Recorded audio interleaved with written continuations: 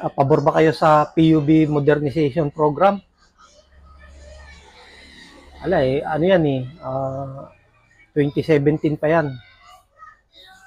Minana lang ni PBBM sa dating administrasyon. Kaya gusto nilang ipatupad siguro dahil sa malaki na yung nagagastos nila at marami na yung nagastos, kaya ganun. Pero ganun pa man, kawawa yung mga mawawalan ng prangkisa at saka yung mga hindi sumali sa consolidation. Kaya sabi ng ating presidente, wala nang extension. Kasi maraming extension na yan simula noon pa. Kaya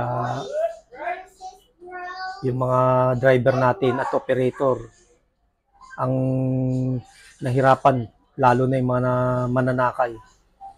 Kaya ganon, maraming nagkikilos protesta ngayon dahil sa issue ng PUB modernization. Kaya ang dapat gawin, tanggapin na lang. Siguro yun ang sabi nila.